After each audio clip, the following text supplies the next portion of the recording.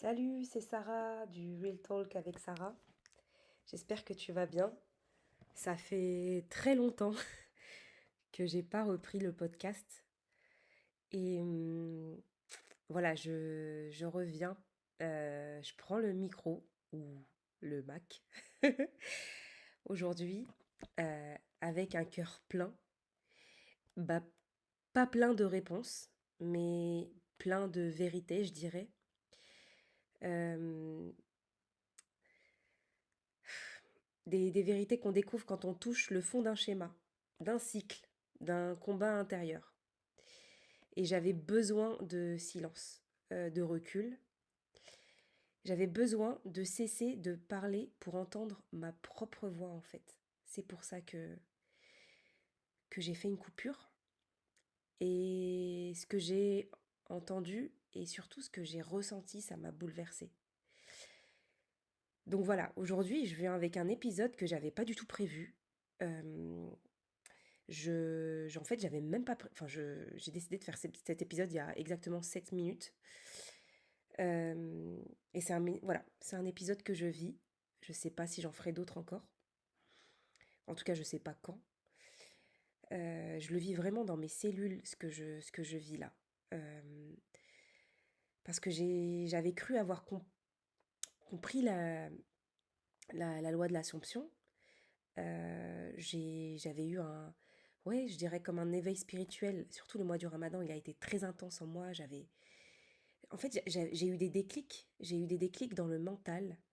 Et je dirais que l'après Ramadan, je l'ai, je l'ai ressenti dans les cellules. J'avais cru avoir saisi le lâcher prise en fait. Et en fait, non.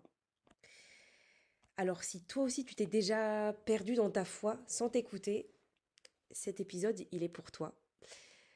J'espère que je vais réussir à maintenir le fil et à me faire comprendre. Euh, En fait, je dirais que ce que j'ai vécu vers la fin du Ramadan, enfin, pendant et à la fin du Ramadan, c'était comme si j'avais une foi qui devenait un masque de contrôle.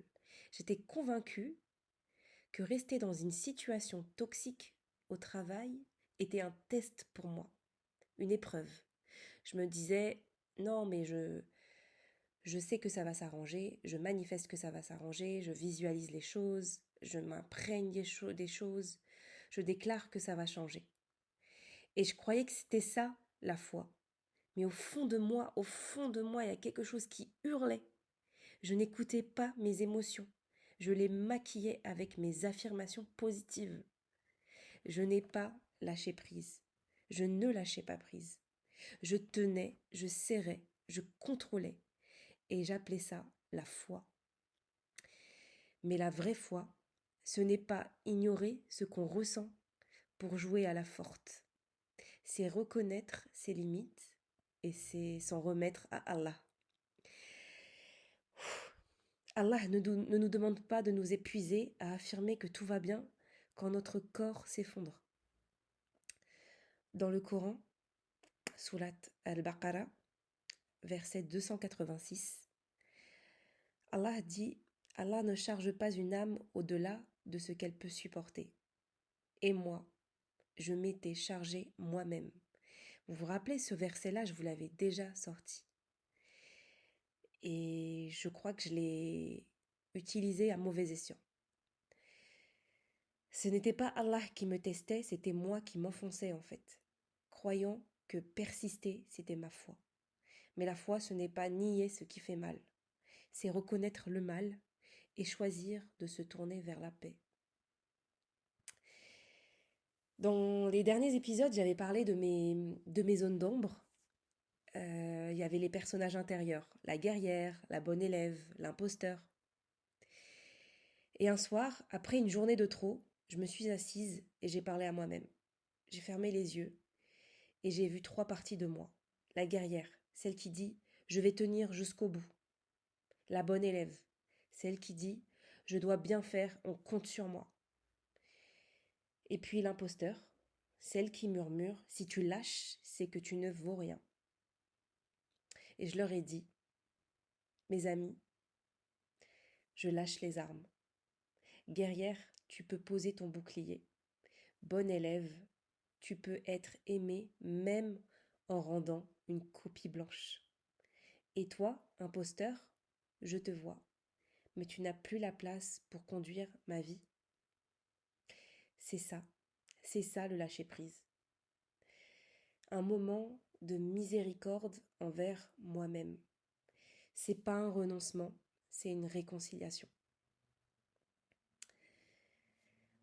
La loi de l'Assomption, elle vous sert à manifester à partir de la paix et pas de la douleur. Quand Neville Goddard parle de l'imagination comme le seul pouvoir créateur, il dit aussi le sentiment est le secret. Et quel était mon sentiment quand je m'acharnais dans cette situation? De la peur, de l'injustice, de la tension. Donc c'est ça que je manifestais.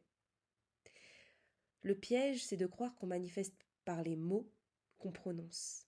Et c'est ce piège dans lequel je suis tombée. Mais non, on manifeste à partir de ce qu'on ressent, de l'état intérieur. Et moi, j'étais dans un état de survie en fait. Donc je créais encore plus de raisons de survivre.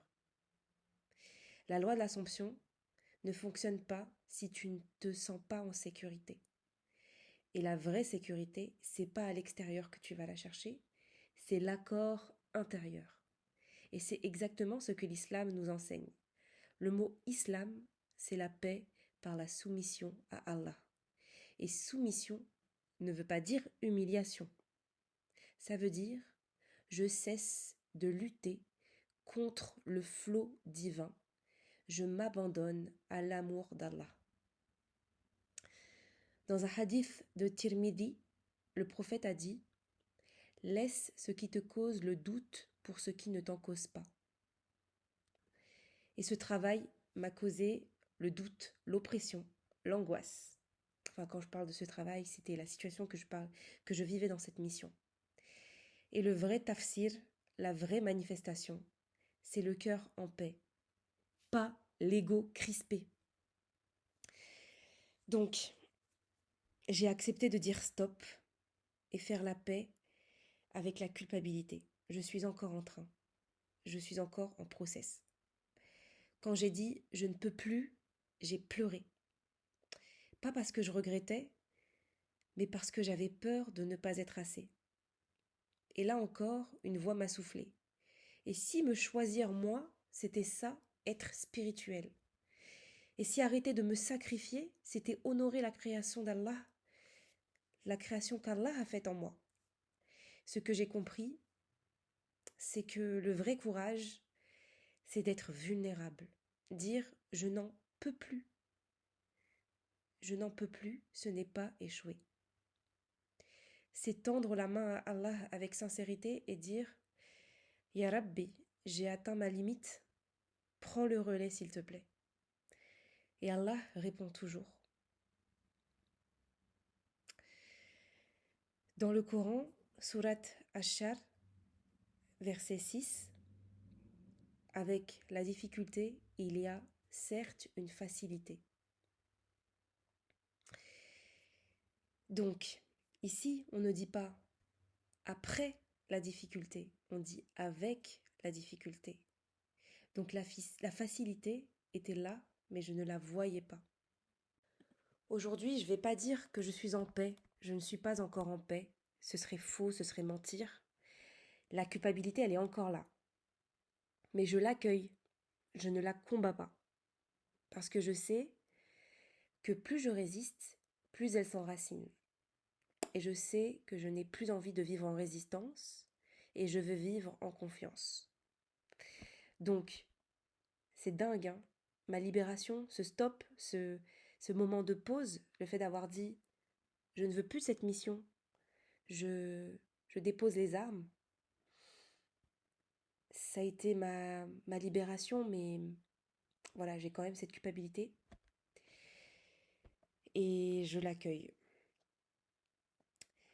Je crois qu'en fait, cet épisode, c'est comme un nouveau départ pour moi. Je le termine avec presque les larmes aux yeux, avec l'émotion. Pas de tristesse, mais de reconnaissance. Parce que même dans la turbulence, Allah m'enseigne. Même dans le chaos, je suis guidée en fait. Et je sais que si tu écoutes cet épisode aujourd'hui, c'est qu'Allah veut aussi que tu entendes ceci. Surat Qaf, verset 16. Allah est plus proche de vous que votre veine jugulaire. Donc voilà, dans toute situation, tu n'es pas seul. Tu n'as pas à forcer et tu n'as pas à plaire et tu es déjà digne. Et si lâcher prise, c'était juste cesser de te maltraiter. Et si la paix, c'était ton état naturel et non pas un combat. Voilà. Écoute, je t'embrasse et on se retrouve bientôt, Inch'Allah, pour continuer ce chemin vers soi.